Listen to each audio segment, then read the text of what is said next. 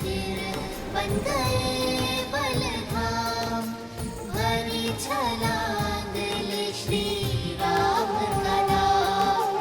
राम सिया राम सिया राम सिया राम, राम सिया राम सिया राम सिया राम, राम सिया राम सिया राम सिया राम, राम सिया राम सिया राम सिया राम। कौशल नरेश अयोध्यापति सियावर रामचंद्र की, सियावर रामचंद्र की, सियावर रामचंद्र की, सियावर रामचंद्र की, सियावर रामचंद्र की, सियावर रामचंद्र की, सियावर रामचंद्र की, सियावर रामचंद्र की। श्री रामचंद्र कृपालु भजु मन हरण भव भय दारुणम्। श्री राम राम राम श्री राम।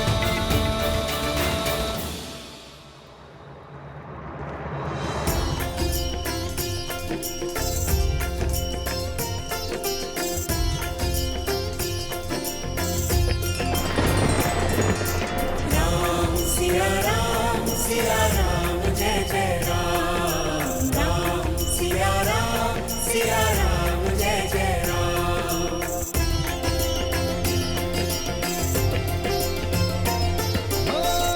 मंगल भवन मंगल हारी, द्रवहु सुदशरथ अजर बिहारी।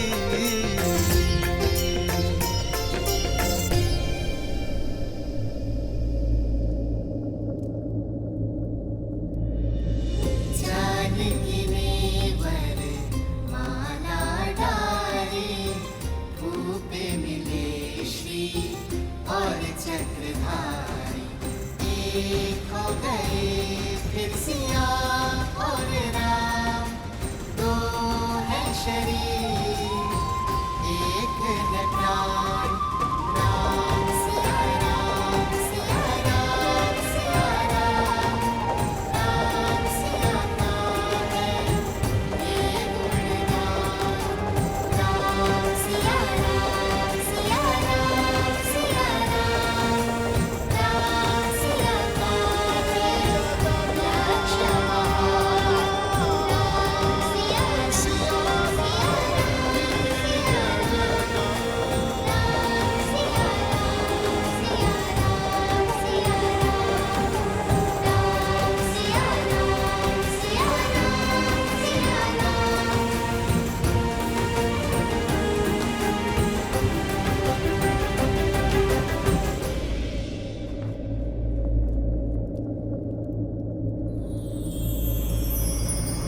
आदर्श और मर्यादा की है ये कथा महापावनम।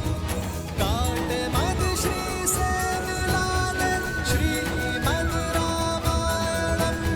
श्रीमद् रामायणम श्रीमद् रामायणम। श्री राम श्री राम श्री राम श्री राम। रुक क्यों गए? गाते रहो पुत्रों। राम और सिया का साथ देखकर इंद्र तथा शची को भी लज्जा आती है। स्वयं ब्रह्मा तथा सरस्वती भी उनसे प्रेरणा पाती है, जिनसे स्वयं शिव और पार्वती भी सीखे दाम्पत्य का पाठ। ऐसे राम सिया को हमारा कोटि कोटि नमन, जोड़े दोनों हाथ।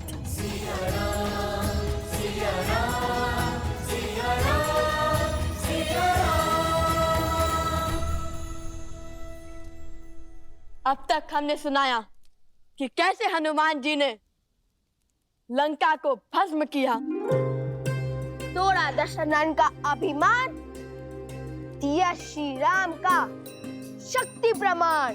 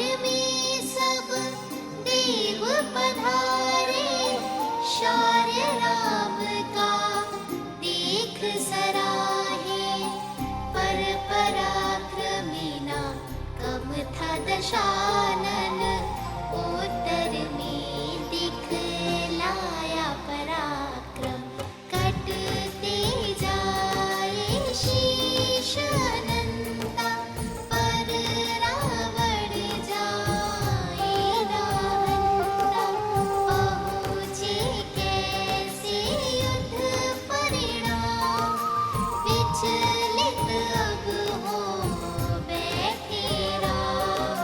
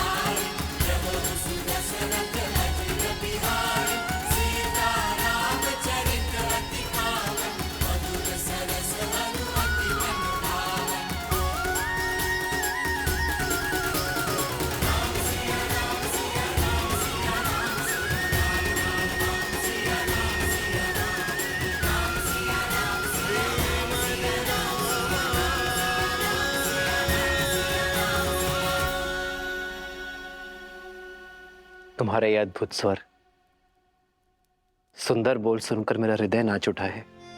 असाधारण है आप दोनों की कला। अपनी ही कथा सुनकर मैं अभिमान के स्थान पर शांति अनुभव कर रहा हूं। किंतु राम कथा का इतना सुंदर व्याख्यान करने वाले आप दोनों हैं कौन?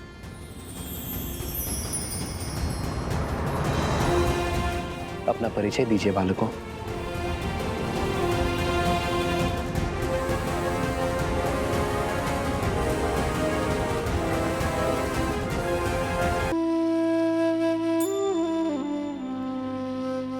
जब हम राजा राम से मिलेंगे ना तो उन्हें अवश्य बताएंगे कि हम हनुमान जी की भांति हम उनके सबसे बड़े भक्त हैं। प्रभु, ये आपके सबसे बड़े भक्त हैं।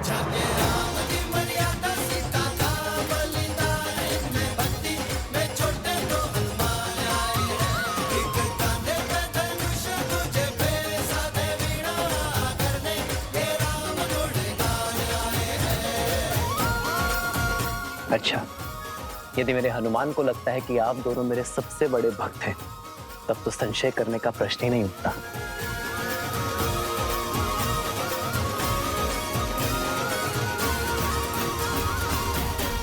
ये भेंट मेरे दो सबसे बड़े भक्तों के लिए।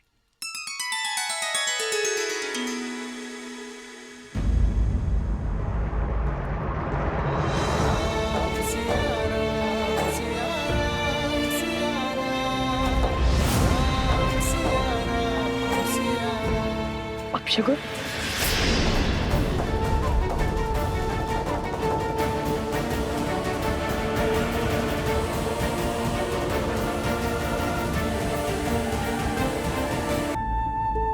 सुकर्म और सोच अपशकुन को भी शगुन बना देती है। ये भेंट मेरे सबसे महत्वपूर्ण भक्तों के लिए है।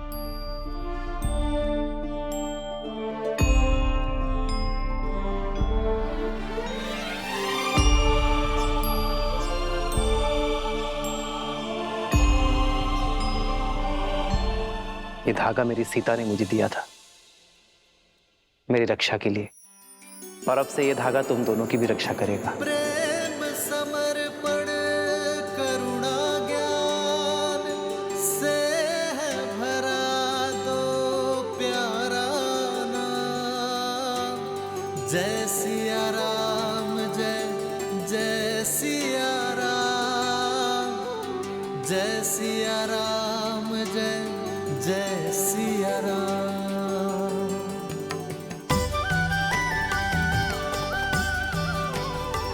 प्रेम की सोच अपशकुन को भी शुभ संकेत बढ़ा देती है। निराशा में भी आशा की कोपर देने के लिए धन्यवाद महादेव। ये तो वही ऋषि कुमार हैं श्री राम, जिसके विषय में हमने आपको बताया था। लवकुश, लव कुश,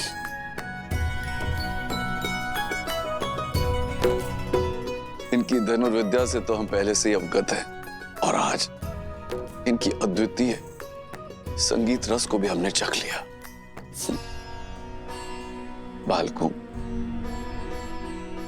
तुमने हमें इस विषय में पहले क्यों नहीं बताया? यदि धनुर्विद्या की प्रतियोगिता में बाण के स्थान पर नाच छेड़ते तो हार जाते ना।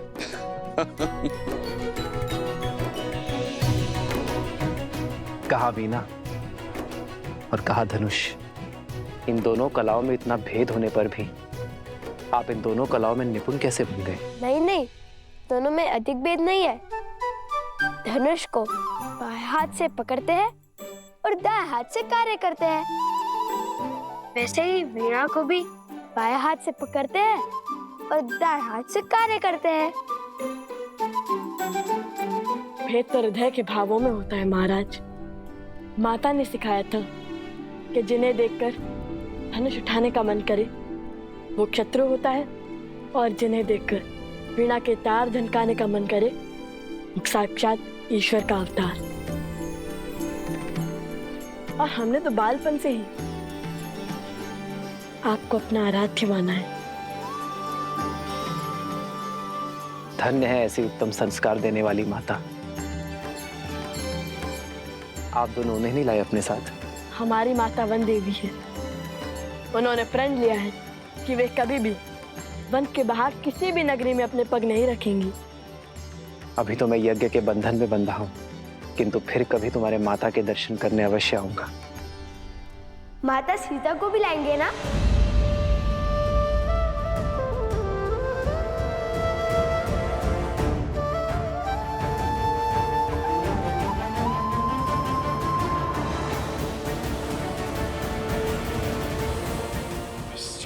क्षमा करना, मेरा अर्थ था महारानी सीता, वो भी आएंगी ना?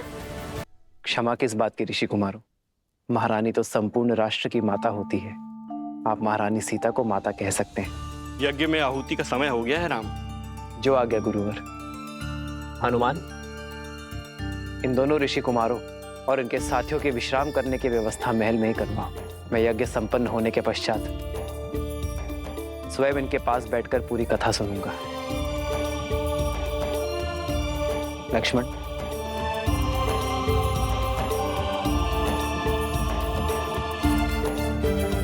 देवी चले। सत्य कहा था आपने आर्य। यहाँ आकर उचित किया हमने। अब मुझे इन बालकों के साथ समय व्यतीत करने का अवसर मिलेगा।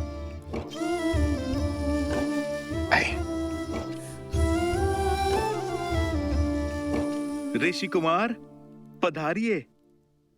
भैया, रानी के दर्शन का क्या? आप आइए ऋषि कुमार।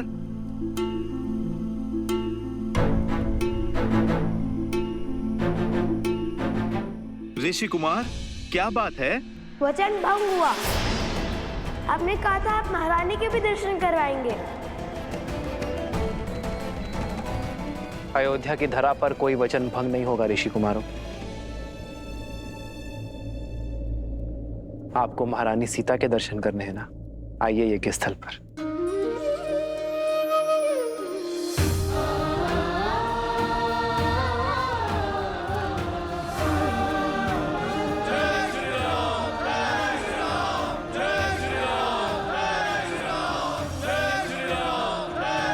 जय श्री राम, जय श्री राम।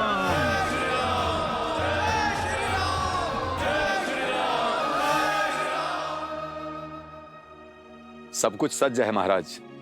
आप ही की प्रतीक्षा थी। महारानी को ले आए।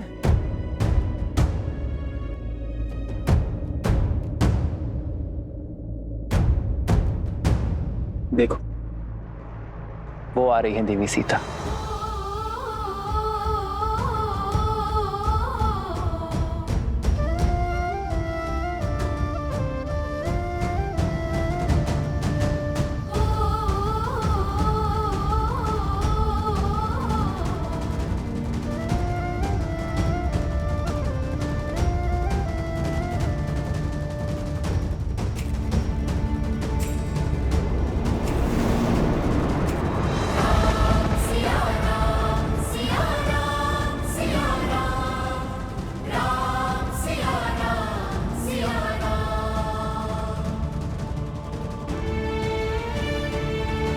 महारानी सीता की देह तो अयोध्या में वास नहीं करती है, किंतु राजधर्म की मर्यादा जो निभानी है, मेरी प्रिय पत्नी के प्राण इस मूर्ति में प्रतिष्ठित है। श्री राम ने हमारी मिथिला की राजकुमारी के साथ अन्याय किया है। श्री राम ने माता सीता को त्याग दिया है।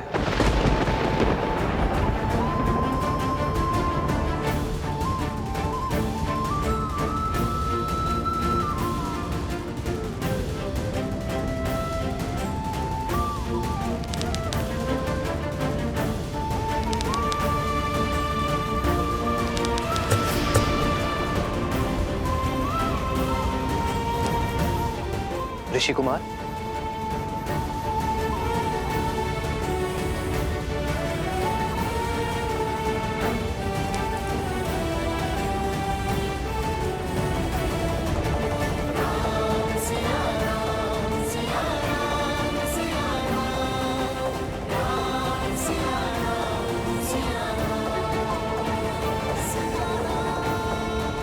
अपने घाव को दबा कर रखें। आर्य सुमंत। जी महाराज। शीघ्र वैद्य जी को बुलाइए।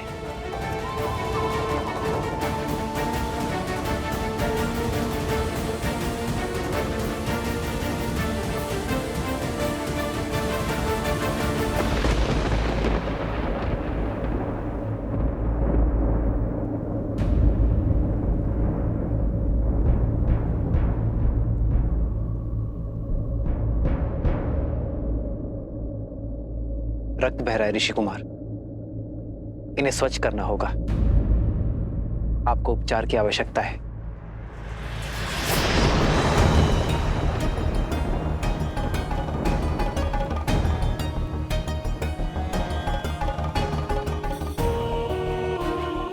उपचार की अधिक आवश्यकता वीणा की स्तार को है।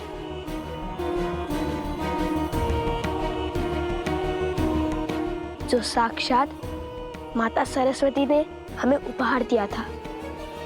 ऋषि कुमार, महाराज की उदारता का उत्तर उद्दंडता से देना उचित नहीं है। लक्ष्मण, मेरा भाई उद्दंडी नहीं है,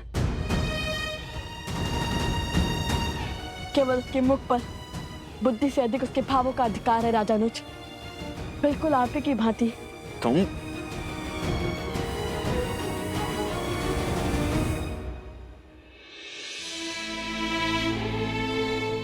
वीणा का तार अधिक खींचने से टूट गया है ऋषि कुमार। क्या आप बताएंगे ऐसा क्या हुआ?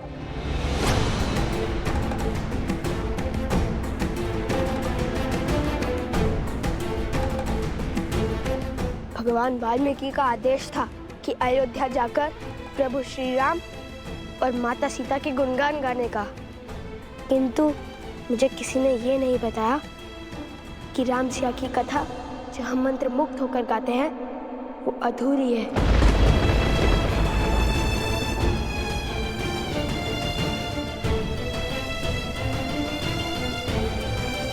ऋषि कुमार, संसार हर क्षण हमारे सामने एक नई चुनौती लेकर आता है, और उस समय धर्म के लिए, कर्म के लिए जो कार्य हमें करने पड़ते हैं वो कठिन अवश्य होते हैं, किंतु अनिवार्य होते हैं। एक व्यक्ति की जीवन कथा तब तक अपूर्ण है जब तक उसके प्राण उसके तन में है। तो क्या जीवन की चुनौती के लिए कोई पत्नी अपने पति का साथ और हृदय का त्याग समर्पण कर सकती है महाराज?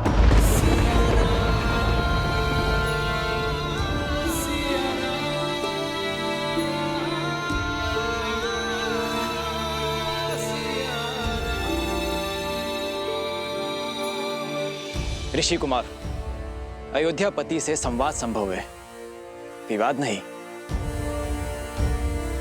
और अभी आप बालक हैं, ये राजधर्म नहीं समझेंगे आप। हमारे भगवान कहते हैं कि नारी के विषय में सदा बालक बनकर पूर्ण निश्चलता से विचार किया जाना चाहिए। वो नारी जिसमें सदा ही ममता का भाव समाया हो, उसके चरित्र का मूल्यांकन सदा बालक बनकर करना ही उचित होता है, क्योंकि बालकों की बुद्धि लोक अपवाद से दूषित नहीं होती। शत्रुघ्न, इन ऋषि कुमारों को उससे सम्मान बाहर ले जाओ, यज्ञ में विलंब हो रहा है।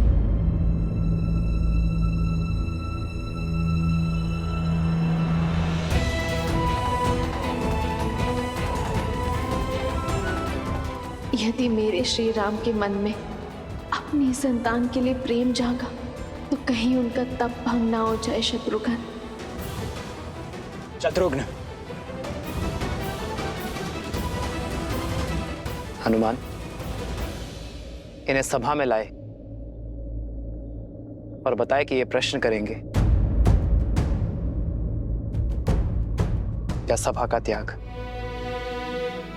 प्रभु, जो प्रश्न इनके मुख से निकल रहे हैं वो पूछने की मेरी इच्छा तो हुई, किंतु साहस नहीं।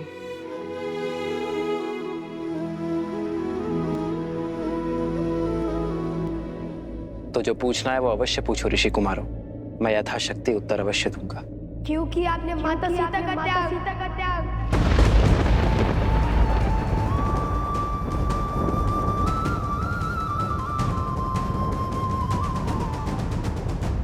धर्म का आचरण आदर्शों के अनुसार होता है ऋषि कुमार। एक संतान के लिए उसके माता पिता आदर्श होते हैं। अपनी संतान को धर्म की सीख देने के लिए उसके माता पिता को कभी कभी सुख का त्याग करना पड़ता है। वैसे ही अपनी प्रजा के लिए उसके राजा और रानी आदर्श हैं, सबके लिए परमात्मा आदर्श है। इसलिए संसार के सुख के लिए प्रत्येक युग में श्री विष्णु और माता लक्ष्मी एक दूसरे से वियोग की पीड़ा सहते हैं। उसी से प्रेरणा लेकर अयोध्या नगर और कोसल राष्ट्र की प्रजा को उचित धर्म का दर्शन देने की इच्छा से मैंने और सीता ने वियोग का दुख स्वीकार किया।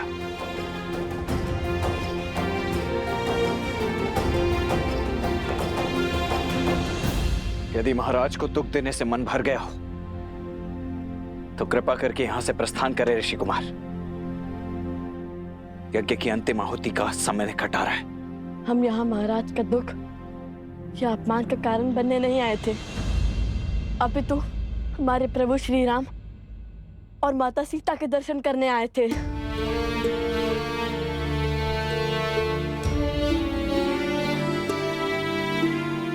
पीड़ा है तो केवल इस बात की कि हम केवल महाराज के दर्शन का सौभाग्य ले पाए, प्रभु राम के दर्शन का नहीं, क्योंकि सीता के बिना कैसे राम।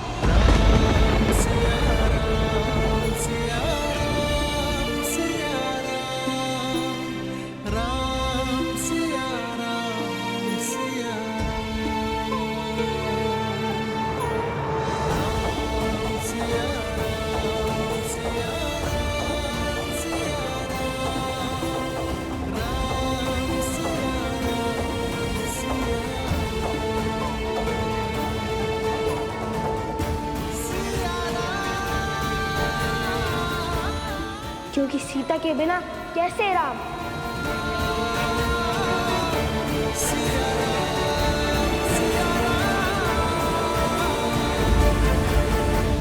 पिताश्री, क्या लव और कुश के प्रश्न उचित थे?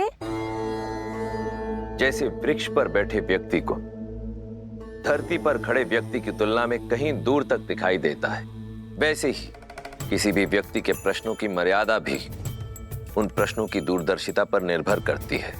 परंतु इसका अर्थ यह कदापि नहीं कि धरती पर खड़े व्यक्ति के प्रश्न अनुचित हैं या फिर उसे प्रश्न पूछने का अधिकार ही नहीं। वो समय भी आएगा जब लव और कुश इस समाज को, संसार को और सृष्टि को और भली भांति समझने लग जाएंगे। और जब वो समय आएगा प्रिय गणेश, तब वो दोनों स्वतः ही उस प्रश्न पर पहुंच जाएंगे जो राम और सीता के पुनर्मिलन का आधार बनेगा।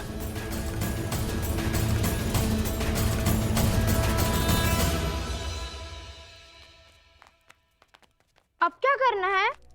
कैसे मर्यादा और न्याय की मूर्त ने अपनी पत्नी के साथ अन्याय किया।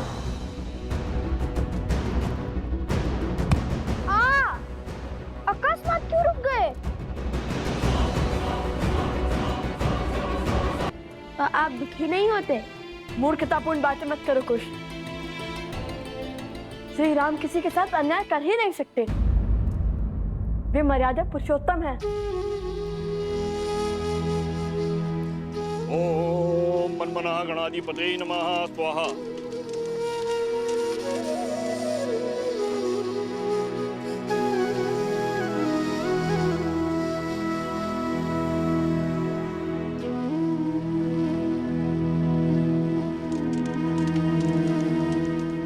तो क्या जीवन की चुनौती के लिए कोई पत्नी अपने पति का साथ और हृदय का त्याग समर्पण कर सकती है महाराज? क्योंकि आपने माता सीता का त्याग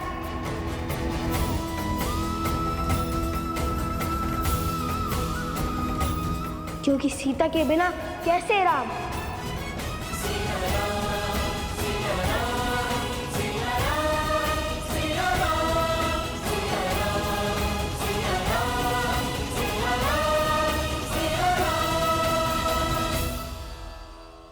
और क्या प्रमाण चाहिए? अब तो सिद्ध हो गया ना कि अयोध्या के राजा राम ने ही अन्याय किया है।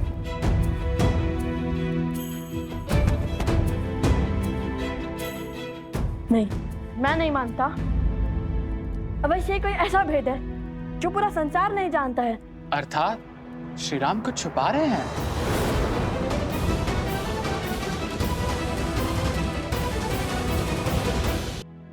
कदाचित कोई ऐसा प्रश्न जो कि हमने पूछा ही नहीं, ऐसा प्रश्न जो हमारी बालक बुद्धि में कभी जन्मा ही नहीं, ऐसा प्रश्न जिससे हमारी सारी शंकाओं पर विराम लग जाए। तुम्हें क्या लगता है इतने वर्षों में तुम पहले हो जिसने अन्याय के विषय में विचार किया हो?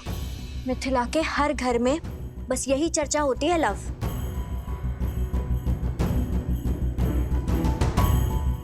आपको केवल ये दुख है कि हम श्री राम से उचित प्रश्न नहीं पूछ पाए, किंतु मुझे देखिए, मुझे दो दुख हैं। क्या? एक तो माता सीता के दर्शन ना पाने का, और दूसरा उपगुरु की पत्नी का आरोप सत्य सिद्ध होने का। हम क्यों? भाभी माँ की बातें भैया सुनेंगे। सोमकर, लाओ तो।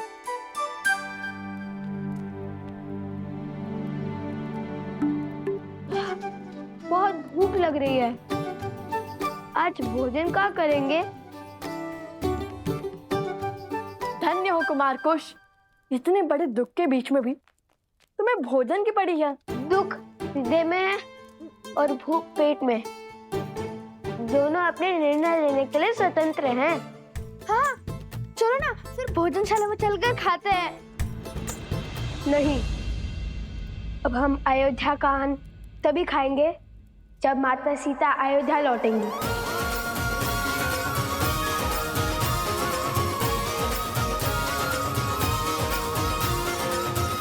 और मैं जानता हूं कि हमें क्या करना है।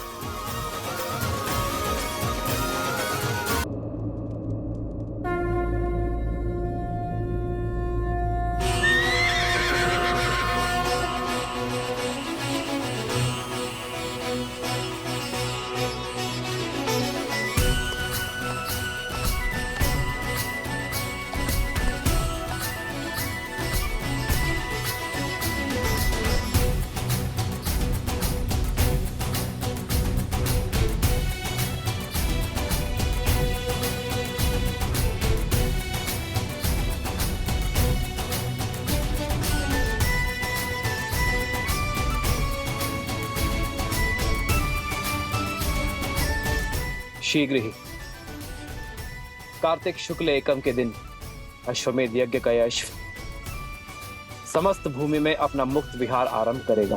जय श्री राम!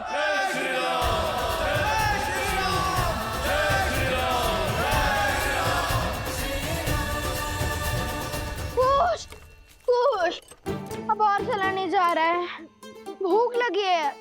भूख का राग मत चलाको, चलते रहो। तुम क्या खा रहे हो? खा नहीं रहो, केवल चबा रहा हूँ। गले के नीचे अभी तक कुछ नहीं उतरा। खा के बोलो कुछ, कुछ समझ नहीं आ रहा।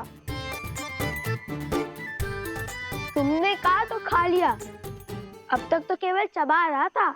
इतना भी मूर्ख नहीं हो कुछ। मैं यहाँ भूख से मरा जा रहा हूँ और तुम अकेले फल खा रहे हो। भूल गए मैं किसका पुत्र हूँ? माता सीता। ये कैसी प्रतीति है, कैसा आभास है आर्य। एक और लगता है कि कुछ बहुत शुभ घटने वाला है, तो दूसरी ओर लगता है कि कुछ ऐसा घटा है जिससे भक्ति की पावन डोर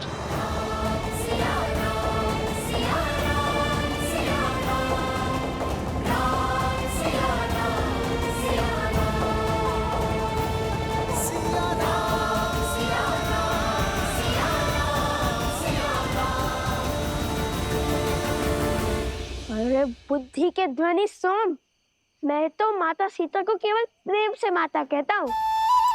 वो मेरी माता नहीं है। हाँ, वो भूखे पेट सोचने की क्षमता कम हो जाती है ना। तुम तो वन देवी के पुत्र हो। हाँ, मैं वन देवी का पुत्र हूँ। वैसे लव भैया ने क्या सोचा है? जितना मैं भैया को जानता हूँ उन्होंने सोच लिया है कि क्या प्रश्न पूछना है, कब प्रश्न पूछना है। सर्वप्रथम वहां देखो, कोई है? शीघ्र चलो। छोड़ो, सबसे पहले भैया को बताने दो कि पहले वो क्या करने वाले, फिर मैं बताऊंगा।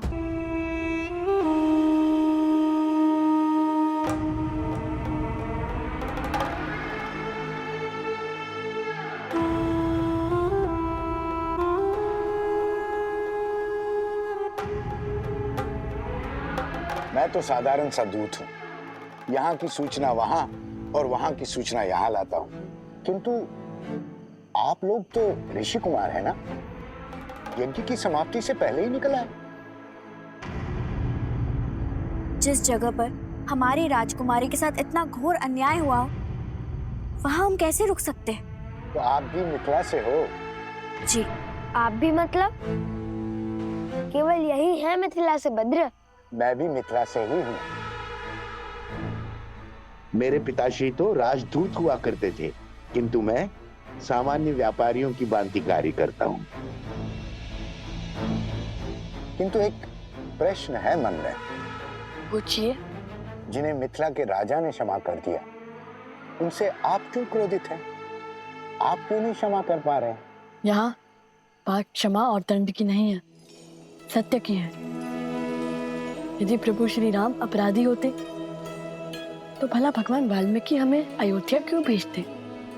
और वो भी कला के बल के साथ। तो फिर निकल क्यों आए? क्या समस्या थी वहां? समस्या थी महारानी सीता की अनुपस्थिति।